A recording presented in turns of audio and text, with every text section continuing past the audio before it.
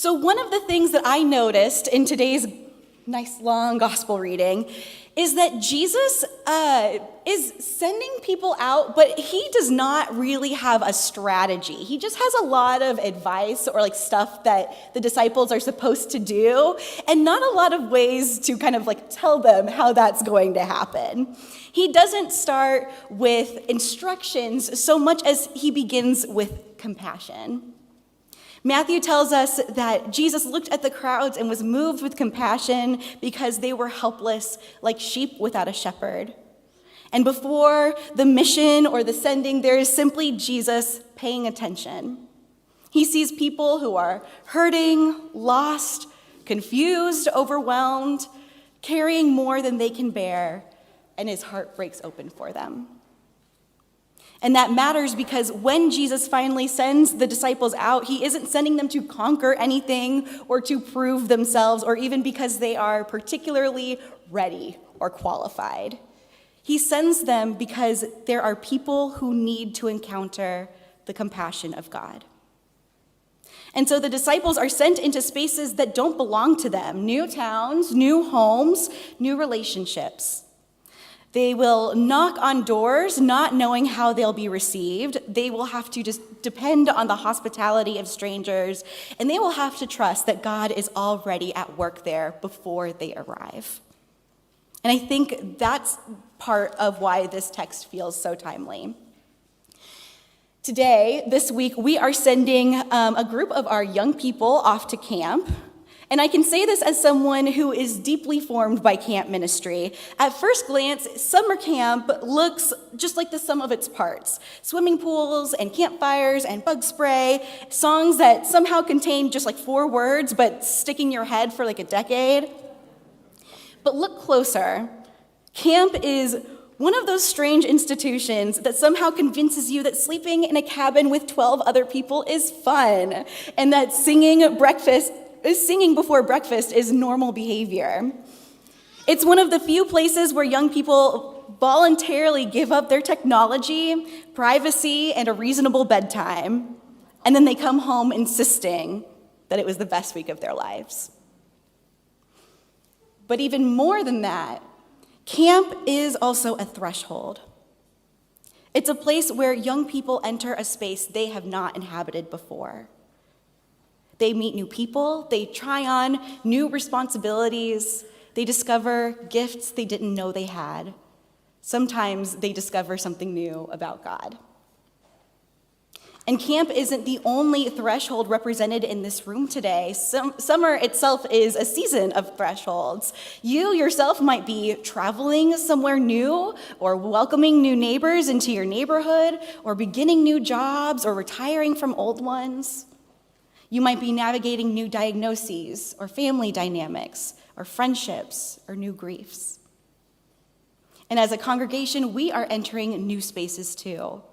We're wondering what CLC worship looks like after Matthew retires. We're dreaming about new ministries. We're experimenting with new ways of gathering, and we are asking questions about who our neighbors are becoming and where God might be leading us next. Whenever we find ourselves standing at those thresholds, our instinct is often to ask, do we have a plan? And we know that Lutherans love a good committee in 3 years to strategically plan and build up some resources and gather data. But Jesus here seems much more interested in asking, can you pay attention? Can you notice where compassion is needed? Can you receive hospitality when it's offered? Can you trust that God is already present in places that feel unfamiliar? Because that's really what Jesus teaches his disciples in this passage. His travel advice is honestly a little alarming. He basically says, take very little with you, rely on strangers, offer peace, and see what happens. And unless you're super into pure spontaneity, you would probably have some concerns.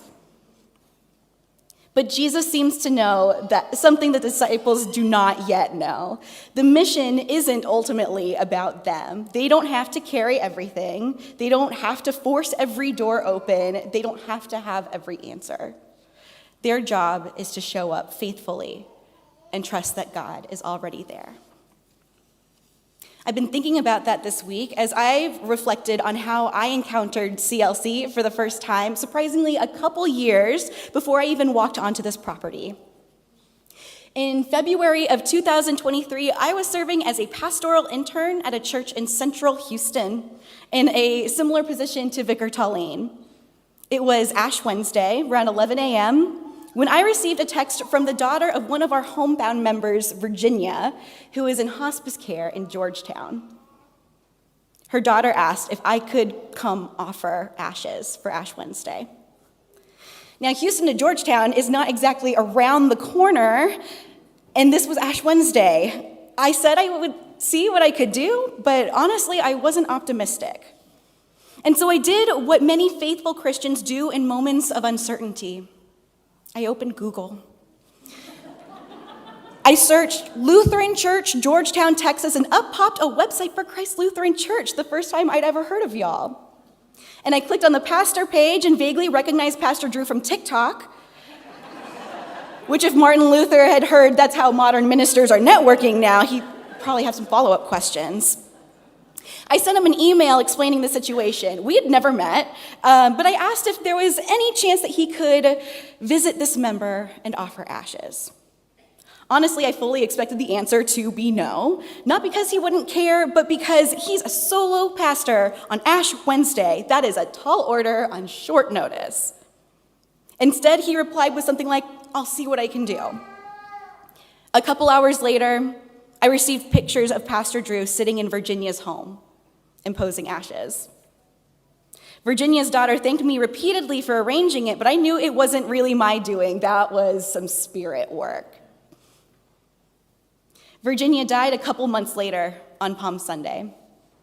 Hers was the first funeral I'd ever taken the lead on pastorally, and at the wake, her daughter embraced me and kept returning to that Ash Wednesday visit. Through tears, she talked about how much it meant that her mother had received ashes one final time after a lifetime of faithfully observing Lent. Looking back, what strikes me isn't simply that Pastor Drew said yes, it's that he allowed himself to be interrupted, practicing what he literally just preached on last week. He showed up in an unfamiliar place for a member that was not his own to offer ashes and presents on a busy day. Jesus saw a need, and the disciples were sent. Virginia had a need, and somehow the Spirit stitched together churches, pastors, and a family in a difficult moment. A couple years later, I was on the job hunt, didn't particularly feel ready to return to church work, but I saw a job posting that Pastor Drew had shared for a Director of Discipleship position. By now, we still hadn't met face-to-face, but I knew him through TikTok and from that one Ash Wednesday visit. And I remember thinking, I don't know if I'm ready to work at a church, but I could work for this pastor, and I could work for this church. I sent in my resume and interviewed with a panel of mighty Christ Lutheran Churchers, and the rest is history. The thing is, I couldn't see that whole story while I was living it. And that's often how God's work unfolds. One act of compassion leads to another. One conversation leads to another. One open door becomes a path we never expected to walk. Today, we celebrate 10 years since Pastor Drew's ordination, and I find myself grateful not so much for sermons preached or programs led, but for moments like that one. Moments when a pastor simply entered a space where someone needed care. And if you would like to share your own gratitude or blessing, there's a poster in the narthex where you can leave a note for him. But Jesus isn't just speaking to pastors. He was speaking to his disciples. He was speaking to us. The invitation in today's gospel is not to become experts. It's not to have every answer. It's not even to know exactly where the road is leading. The invitation is to become people who enter new spaces carrying peace. People who pay attention. People who notice where compassion is needed, and people who trust that God is already at work before we arrive. That's true for our campers this week. It's true for our congregation as we imagine what comes next. It's true for each of us in the ordinary transitions of our lives. Again and again, God calls ordinary people like us into unfamiliar places like churches and homes and summer camps, and asks us to simply be present, to be faithful, and to trust. So to our campers, may you delightfully discover that God is already delightfully waiting for you. To Pastor Drew, thank you for 10 years of faithful ministry. And to all of us, may we have the courage to cross whatever threshold stands before us, trusting that God who sends us is already there. That would most certainly be good news for us today and every day. Thanks be to God.